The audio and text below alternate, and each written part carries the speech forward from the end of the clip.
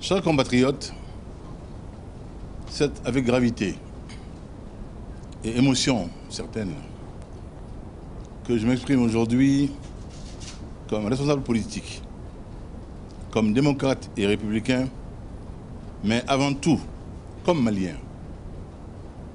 Notre pays connaît une situation de crise d'une extrême gravité.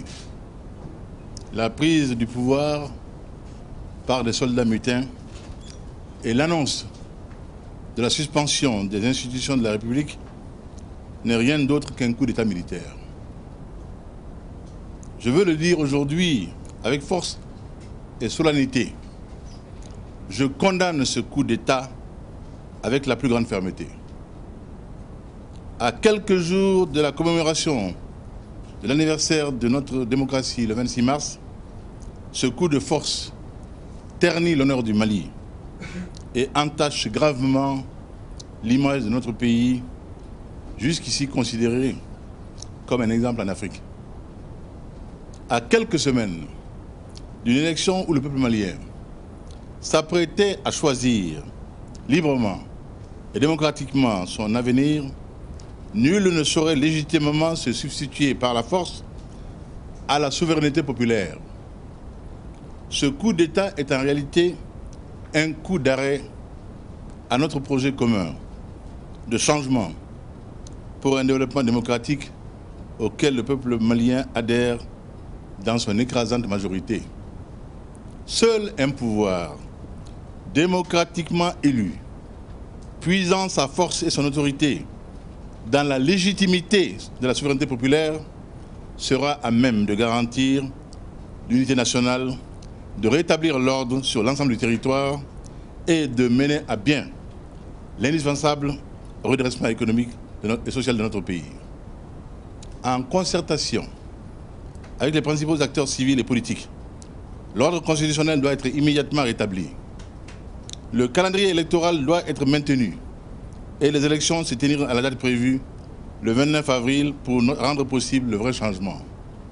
Un changement que seul un pouvoir porté par les urnes et non usurpé par les armes peut porter et mettre en œuvre.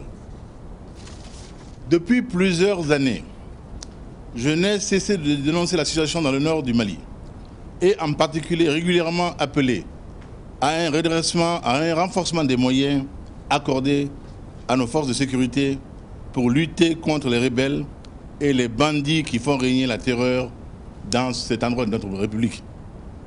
Je comprends donc le désarroi et la colère des soldats. Mais l'armée doit, en toutes circonstances, garantir l'ordre constitutionnel. Soldats du Mali, c'est l'honneur de votre engagement et de votre mission. Par conséquent, je demande l'arrêt immédiat de toute violence, de tout tir, de toute arrestation et de tout acte de vandalisme. Officiers, sous-officiers, militaires du rang, forces armées et de sécurité, je vous demande de préserver à tout prix la vie de nos concitoyens civils et militaires sans exclusion. Sans exclusion.